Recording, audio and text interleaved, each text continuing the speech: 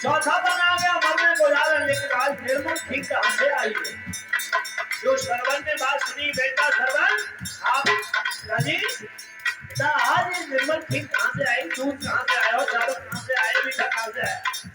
सरवन कहने लगा इसका मतलब पिताजी तुम क्या कह रहे हो? हाँ बेटा हम तो सही सही कह रहे हैं। अरे रोज नित्य पुत्र खीर ही का भोजन बनता है और तुम कह रहे हो कहां से आए? कम्बे जैसी बात कर रहे हो मेरे बेटा। जीवन में अरे चौथा अपन होती पिलाल अरे रवाई अरे कहते करे विश्वास खीरी दर्शन कर रहे हैं भाई कहे क्या न्याय खेला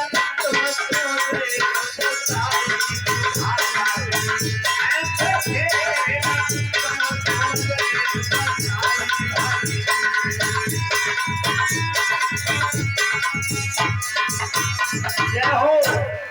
शरबन कहने लगा कि तुम बुढ़ापे में कहीं बुद्धि तो तुम्हारी खराब नहीं हो रही, तुम गलत कह रहे हो। मेरी ऐसी पवित्रता स्त्री सुशीला को दोष लगा रहे, ऐसा हो कैसे सकता है? बेटा आप तो चाहे दोष मान ले या सही मान ले, हम तो सत्य कह रहे हैं। आज जीवन में खीर का नाम तो सुना था, लेकिन बेटा आज खा के देखिए तो टेस्ट देखा कि खीर का टेस्ट कैसा होता है। सारी जिंदगी निकल गई खट्टा महेरी खाते खाते और दूसरा कोई भोजन ही नहीं मिला। आज विधाता की क्या लीला कर खीर नहीं खाने को? सरवण बोला क्या विश्वास करूं? स्त्री का विश्वास करूं कि माँ बाप का विश्वास करूं? सत्य तो ये भी है कि ये भी बेचारे बुढ़ापे में झूठ नहीं बोलते, और सत्य ये भी है कि जब खीर मैं डेली खाता हूं तो मुझे विश्वास नहीं कि ये स्त्री मेरे माँ बाप को खत्म मेहरी कहां से लाती होगी। हलिया एक है, बारो एक है, चमचा एक है, चक्कर में पड़ गया। फिर भी कहा चलो इंक्वायरी करनी चाहिए, सही कहां तक और गलत कहां तक है। तब तो उसी भक्त सुशीला आ नहीं पाई पानी लेके, तो भक्त श्रवण ने हंडिया को जाके पार वार तो वह दीवार लगी नहीं।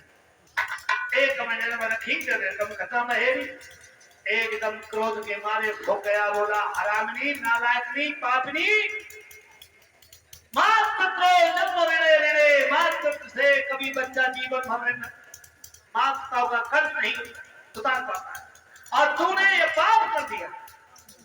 अब इस पाप से उतार कैसे होगा? जा तुझ कल मुही का मैं मुही नहीं देखना चाहता। उसी वक्त अपने माता पिताओं को कहा तैयार हो, अब इस पाप से उद्धार होने के लिए मैं तुम्हें तीर्थ यात्रा के लिए लेके चलता हूँ।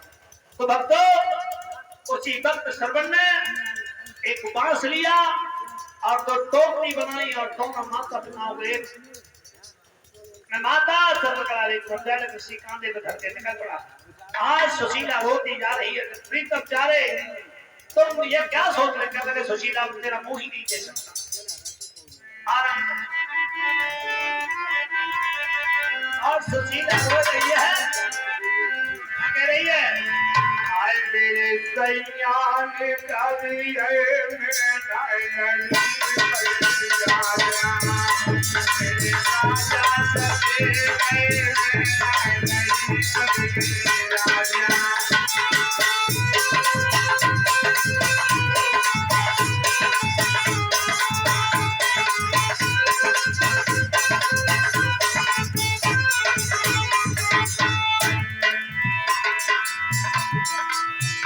मैं तो लड़ी नहीं और मुझसे कुछ कहा भी नहीं है, और मुझे कल मुही के ला रहे हैं, कारण है तो है क्या?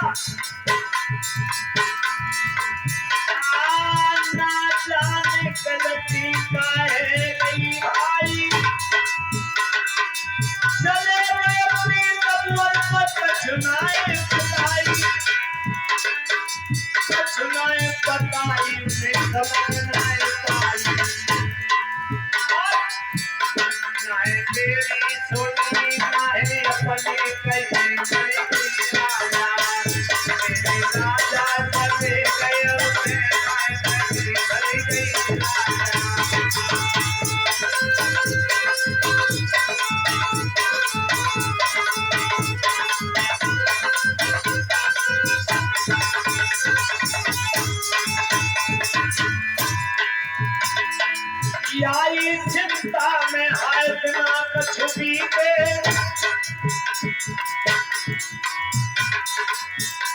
अरे हो कर गए विधाता ने मेरे भगीते,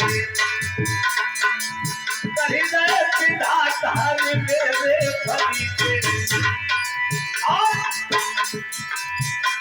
मैं घर की रही आने पर की रही कर गई राजा, मेरी दूल्हा चले गए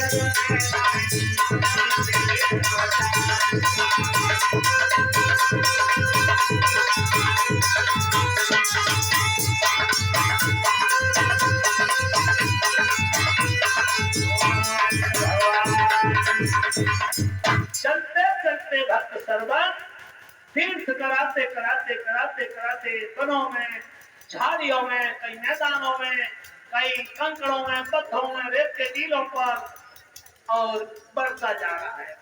लेकिन समय इतनी बलवान होती है कि जब जैसी आ जाती है वैसे ही वो बदलती नहीं। सुखदेव जी समझा रहे, हे राजन परीक्षित, भक्त श्रवण का समय अब नजदीक आ चुका और वह श्रवण उसी वन में पहुंच जाता है जहां जिस ताल की महाराजा दशरथ रखवाली किया करते हैं। इस समय से कोई पक्षी एक बूंद पानी न ले जाए। सुखदेव जी समझा रहे, हे राजन परीक्षित। परीक्षित को संशय हो गई और बोले, गुरुजी ये गलत कह रहे हैं। क्यों? अरे दुनिया कुआ ताला बावड़ी लग रहा था।